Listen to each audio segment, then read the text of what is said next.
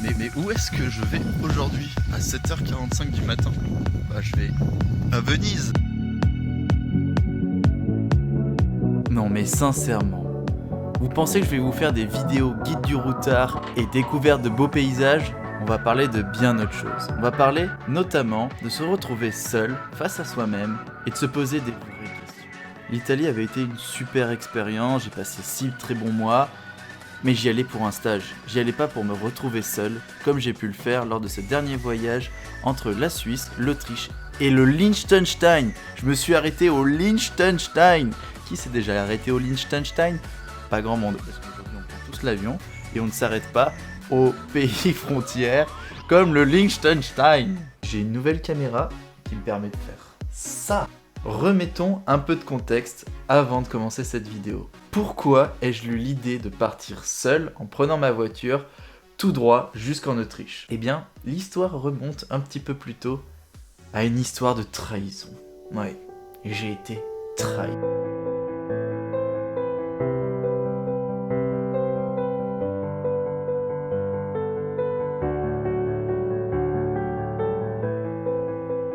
Rien d'affolant non plus, c'était un week-end entre amis, on était parti pour Ablon, c'est un site de grimpe à côté du plateau des Glières pour ceux qui habitent en Haute-Savoie. Il fait beau, on va se faire un bivouac, ça va être super sympa, on est une dizaine de potes, le groupe a grandi parce qu'on faisait ça dans le cadre. Invitons pas mal de potes autour, des anciens de l'école, maintenant il y a les copines aussi à droite à gauche. Bref, le cercle de potes s'est agrandi. Ce qu'il faut savoir c'est que j'ai des potes super bons en escalade qui gère super bien en montagne, et quand bien même j'ai vécu 3 ans à Annecy, bah je me laisse un petit peu reposer sur les lauriers la plupart du temps, je vois que tout le monde connaît les destinations, je monte dans une voiture, à la limite, il y a un petit peu d'organisation à deux avec mon pote Milou, mais ça s'arrête là, jusqu'au jour où bah on se prépare ce week-end là. Alors le planning était assez simple, c'était on part grimper l'après-midi, on bivouac, et on revient. Ça fait dodo sympa, sous les arbres avec le hamac.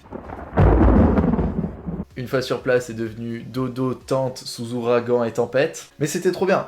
Le week-end était génial. Par contre, il a fallu qu'on parte à 3 voitures. Et c'est là que les choses se sont légèrement compliquées. Moi, il fallait que je conduise une des voitures et que j'avais pas fait les courses la veille avec un ami qui était aussi dans cette même voiture.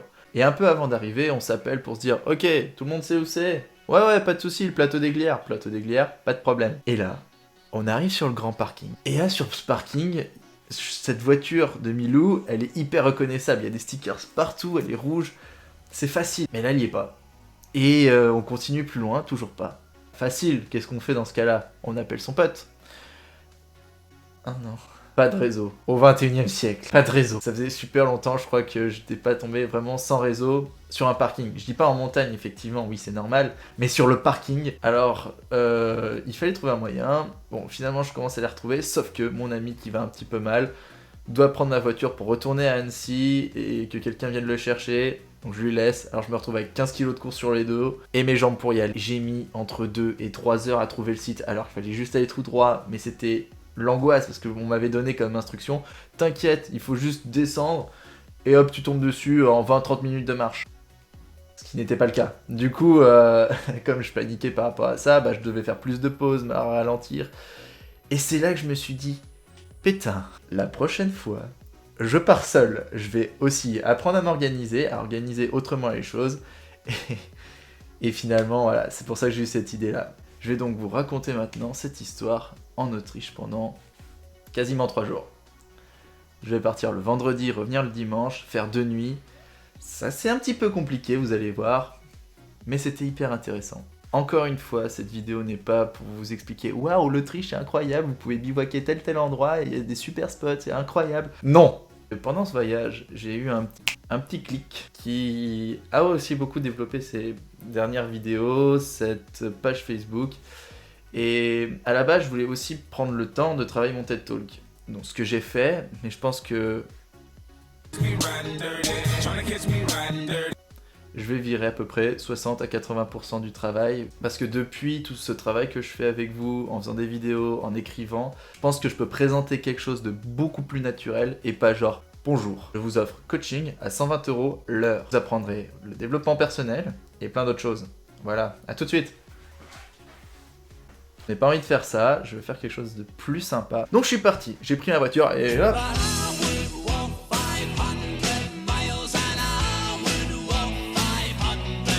Et j'ai conduit, je crois, 11 heures. Et ça a été cool. Au début, je chantais, je rigolais, tout seul, oui.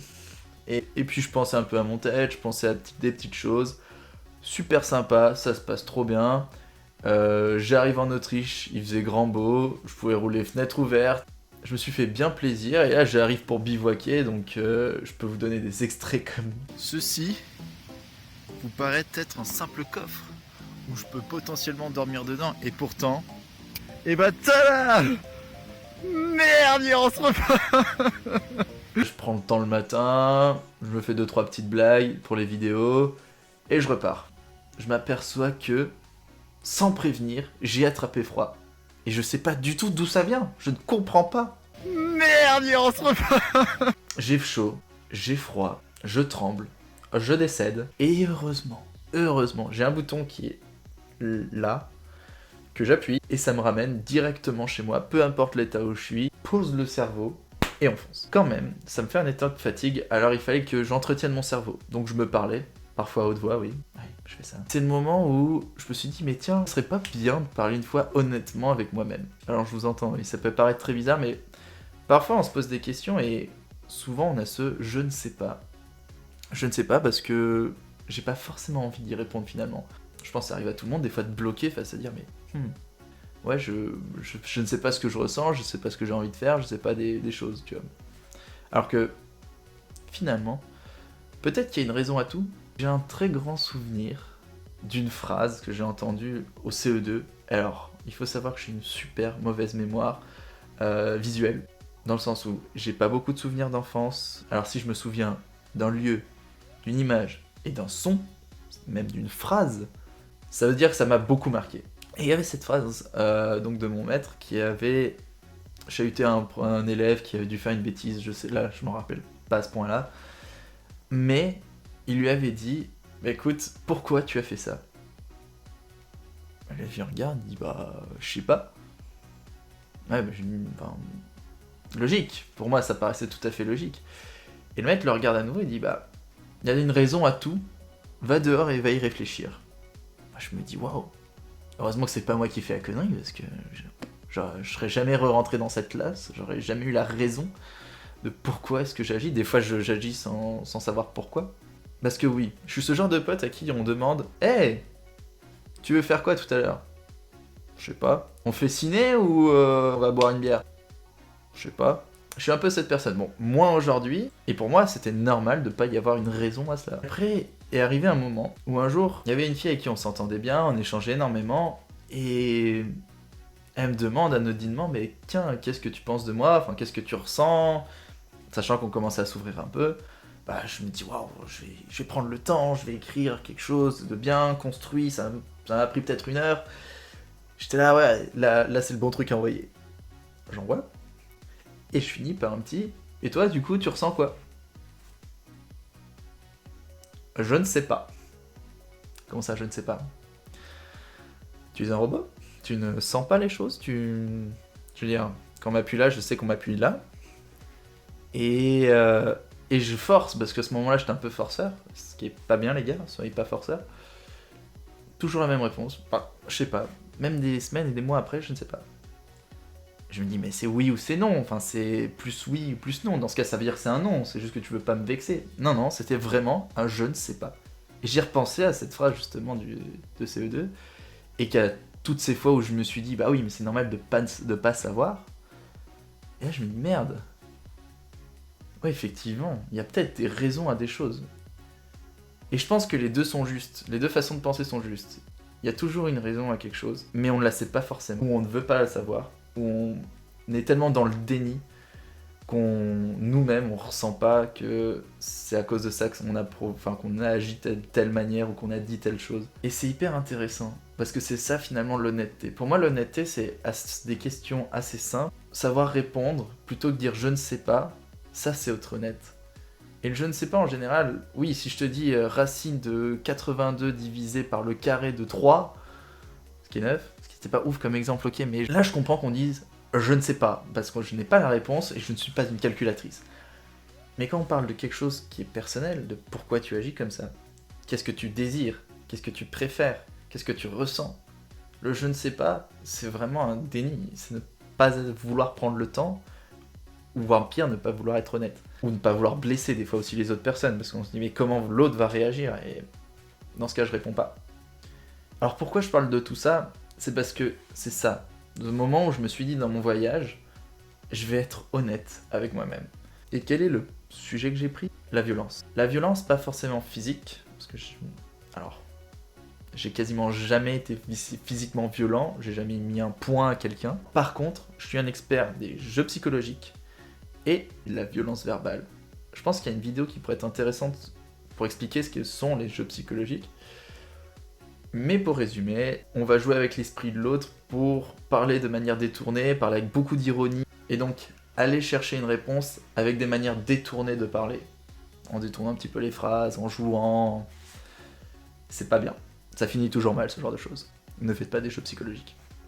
Et au sujet de la violence, il y avait quelques grands sujets à lesquels je repensais, notamment avec mon frère, parce que ouais, selon les relations qu'on a, moi je sais que personnellement j'avais des fois des relations très conflictuelles, puisque chez nous c'était assez tendu de temps en temps. Et j'ai pas toujours été cool, j'ai toujours essayé de l'écraser, et sachant que je suis le grand frère, ça me permettait d'avoir ce pouvoir de toujours gagner, quoi. Parce que j'avais 2 ans de plus, une expérience supplémentaire, et on sait tous qu'au jeune âge, 2 ans, c'est énorme, enfin même d'une année à l'autre, on est bien meilleur, on apprend très vite à cet âge-là, donc c'est facile de gagner contre quelqu'un qui a 2 ans de moins. Et ça, cette violence verbale ou psychologique, genre de quasiment d'harcèlement, bah je pense que ça joue beaucoup, ça détruit la confiance des autres, et c'est horrible à vivre, je pense, pour l'autre personne. Je l'ai refait notamment parce que je vous expliquais dans la vidéo précédente, c'est tout à fait ça avec la fille citée dans la vidéo personnage 2. C'est-à-dire qu'on pense avoir toujours raison, on est persuadé que les autres ont tort et que c'est eux qui nous font du mal, alors pas du tout. À la base, soit ils essayaient de nous aider, soit ils voulaient être gentils, ils recherchaient de l'amour, dans un sens. Et toi, t'arrives et tu le détruis. Et ça, c'est horrible. Et je pense que c'est pire que de la violence physique, ou au moins, physique, tu sais ce qui s'est passé. T'as pris un coup et tu l'as reçu et ça fait mal. Alors que lorsque c'est verbal, tu comprends pas. Tu essaies de se dire, mais est-ce que c'est moi? Est-ce que c'est l'autre? Enfin, qui est en tort? Et tu vas toujours finalement prendre pour toi. Tu vas dire, ouais, non. Enfin, s'il dit ça, c'est parce qu'il y a une raison. Qu'est-ce qui ne va pas chez moi finalement? Et on remet en question l'autre. Et c'est ça qui est ultra violent dans la chose. Et c'est dur après de revenir parce qu'on ne sait pas si finalement c'est la bonne chose de s'excuser et donc faire remonter un peu le passé et faire souffrir la personne une deuxième fois alors que pour l'instant elle va bien. Est-ce que on laisse couler, mais dans ce cas, la personne finalement a peut-être besoin d'un petit décrochage. Enfin, on s'en sort pas quoi. Et c'est là que je me suis dit, mais l'honnêteté, c'est hyper important. Et les jeux psychologiques, il faut arrêter. Alors si j'ai vraiment un message à faire passer, c'est prenez soin des gens, peu importe la frustration que vous portez. Et je me suis rarement trouvé victime de ces violences verbales et ce harcèlement. Mais en tant que personne qui a fait du mal justement, bah, je pense que le message que j'ai à transmettre pour ceux qui ont des personnes qui les emmerdent au plus haut point, le conseil que j'ai à donner là-dessus, c'est ne prenez pas pour vous, parce que vous allez souffrir avec la personne qui veut juste vous tirer vers le bas avec vous, alors que cette personne souffre elle-même. C'est intolérable. Je pense pas qu'il faut le prendre gentiment et dire tout va aller et lui faire des bisous.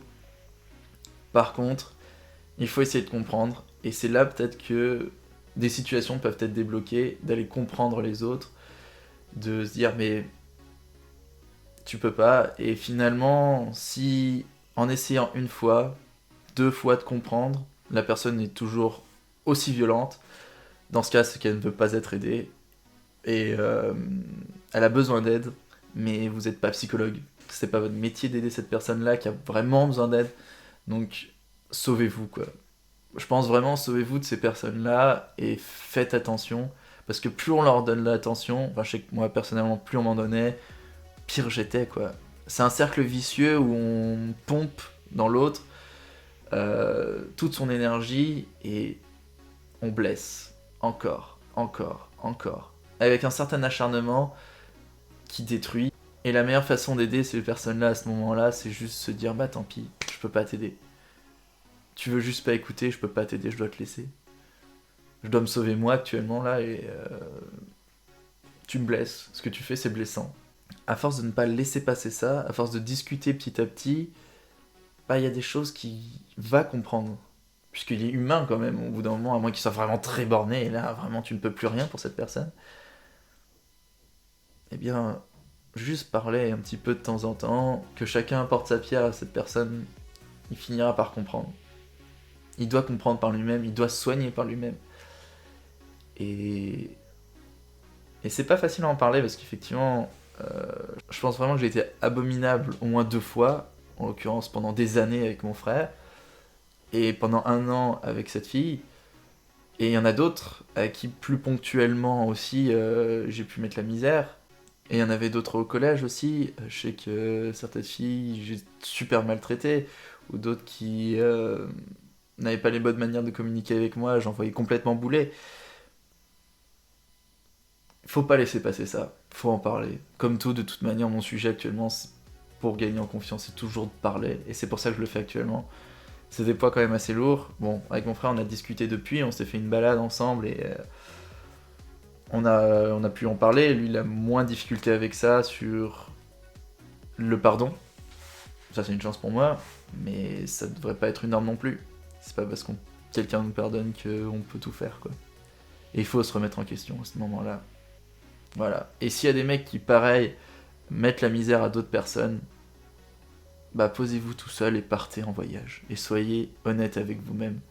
Partez seul, allez quelque part quelques jours, là où vous n'êtes pas en confiance du tout. Moi, quand je suis parti, j'étais flippé. J'étais là, je savais pas comment j'allais faire. Enfin, même si j'ai l'habitude de partir, c'était autre chose. Là, je partais avec moi-même. Je savais que ça allait être dur. À certains moments, avec la fatigue, j'ai fait exprès. J'ai flairé que j'allais attendre ça. Mais c'est ce qui m'a fait du bien. Alors, arrêtez de pourrir gratuitement les gens. Arrêtons de pourrir gratuitement les gens. Parlons tout simplement. Discutons et avançons. C'est à peu près tout ce que j'ai à dire, tout ce que je peux donner actuellement. Alors voilà, ce voyage, il m'a permis de commencer à être plus honnête avec moi-même, ce qui fait ces vidéos. Prochainement, j'ai encore des sujets à parler, c'est clair. Je me pose encore beaucoup de questions sur l'intimité, le plaisir, le désir. J'ai encore beaucoup de blocages là-dessus. Je me sens vraiment pas à l'aise sur encore plein de situations. Donc les prochaines vidéos seront peut-être plus intéressantes dans le sens où il y aura des questions qui vont flotter. Je vous souhaite un agréable moment à suivre dans votre vie. Ouais, je savais pas comment finir cette vidéo autrement. C'était Adrien Cochet pour prochainement. Ah, c'est ouvert. Je vous expliquerai ce que c'est. Salut!